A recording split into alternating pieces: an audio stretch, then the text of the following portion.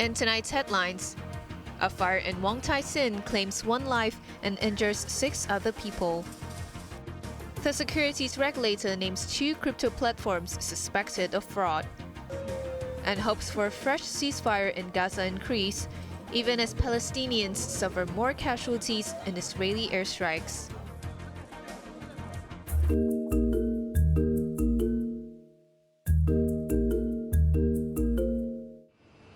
Police were alerted at around 7 a.m.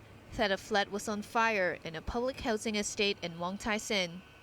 Firefighters took around half an hour to put out the blaze on the 7th floor of Kwai Tung House in Tung Tau Estate. They rescued a 49-year-old woman and her 2 young daughters and found the body of a man. The woman suffered cut wounds on the back of her head, while her 16-year-old daughter sustained injuries on her wrist and forehead. They were seriously hurt and were admitted to hospital, but the injuries were not life-threatening. A 12-year-old girl was unhurt. Senior Station Officer Choi Wing-yu said the mother and her daughters fled from their home shortly before the fire started. He said the blaze was suspicious as accelerants were found in the flat. The spread of the flames were unusual, Choi added. A preliminary police investigation suggested that there had been a family dispute.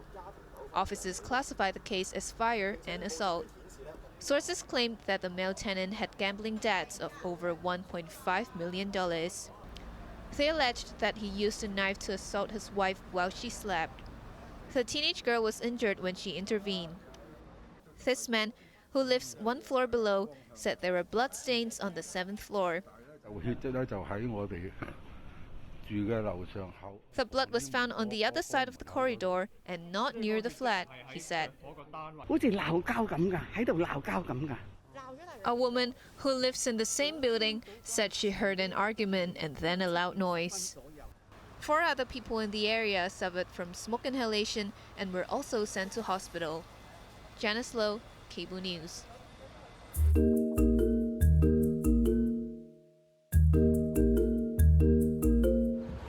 Police cordoned off Ma Miu Road in Yuen Long this morning as they investigated the death of a man. The 48-year-old victim was in a taxi with 2 women when the driver heard a noise in the back of the seat at around 4 a.m. When the driver stopped the cab, the women fled. The man was found with chest wounds and was unconscious when he was rushed to Pok Oi Hospital, where he died later. Police investigations led to the arrest of 2 women in their 40s in Tin Shui Wai this morning. It's alleged that the women and the victim were having a relationship dispute.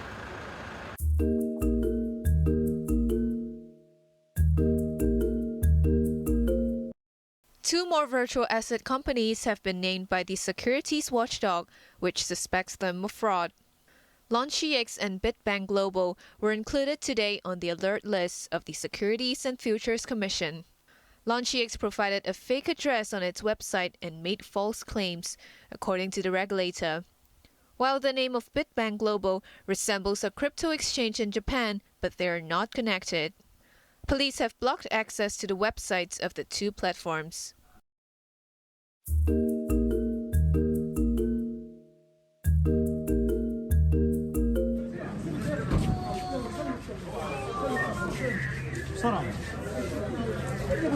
More Palestinians have been killed or injured as Israel continued to bombard Gaza. Many of the wounded rushed to hospital in the southern city of Khan Yunis were women and children. One young boy refused to leave his injured mother, who was stretchered to hospital after an Israeli airstrike. But as the casualty toll keeps climbing, there's hope for a second ceasefire. Hamas leader Ismail Haniyeh is in Cairo for talks on exchanging more captives if a truce is arranged. And Israel's president says his government is ready for another humanitarian pause. Almost 20,000 Palestinians have been killed in the past 10 weeks as Israel retaliated for a Hamas attack in early October.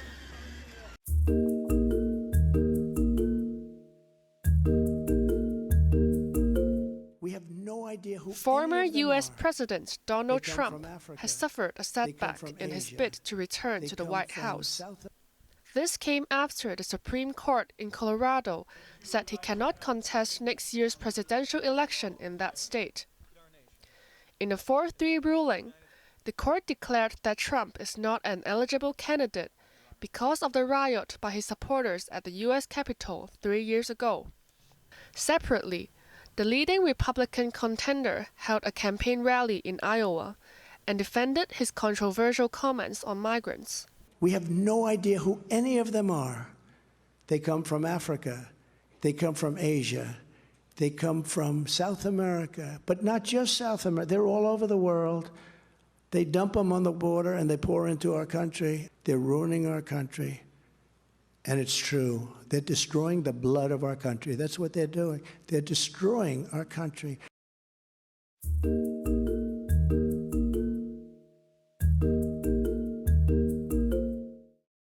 People living in Reykjavik, the capital of Iceland, are bracing themselves for gases from a volcanic eruption. The government is confident that lava and gases from the volcano will not threaten lives, but experts predict that the eruptions could last for weeks or months. About 4,000 residents of the fishing town of Grindavik were evacuated last month when seismic activity increased.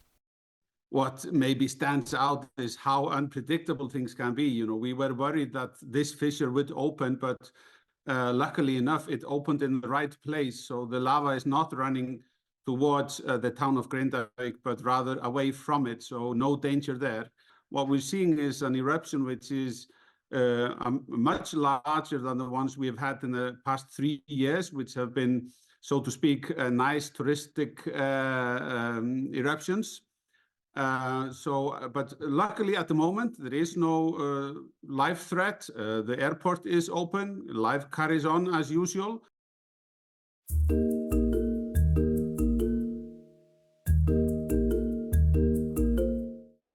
China says it has completed rescue operations in 2 northwestern provinces that were hit by a deadly earthquake late on Monday night.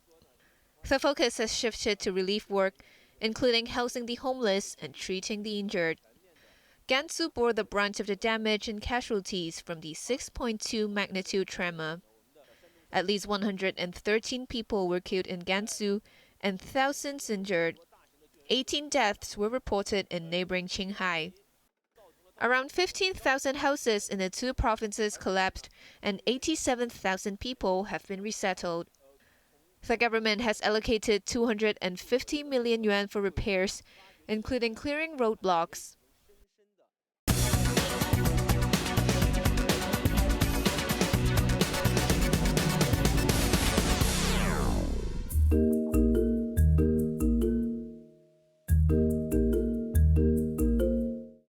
There was an online rush for $100 vouchers handed out by the Tourism Board today in a bid to boost consumer spending.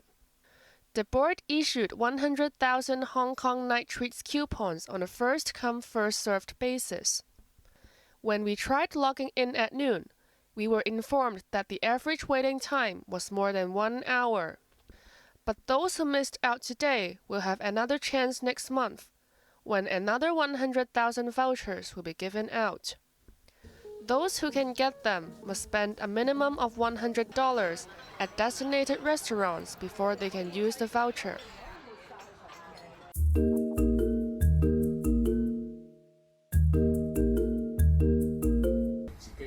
The airport authority says flights have returned to 80% of pre-pandemic levels. But Executive Director Stephen Yu believes that full recovery will happen only by the end of next year. He noted that other cities, including London and Singapore, are in the same situation. As the Christmas peak season is approaching, Yu expects daily passenger numbers will rise from 15,000 currently to 16,000, with more than 1,000 flights a day.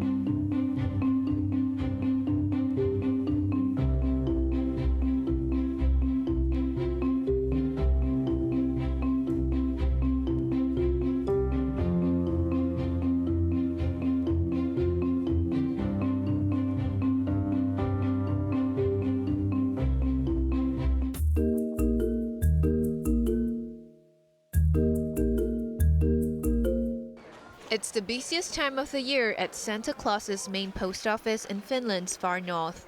So many letters have arrived that Santa has had to ask his helpers to lend a hand to read them. The letters have been written by children around the world. While most of them want toys, many others, including Diana from Ukraine, yearn for peace. Here is Diana writing to Santa Claus that, "Hello Santa Claus, I am Diana, I'm 10 years old and I would like to have a bag made of beads. And even more I wanted the war to end." Santa Claus is quite a nice boss for us, also for the post office elves and also for other places in the Arctic Circle, so he is nice.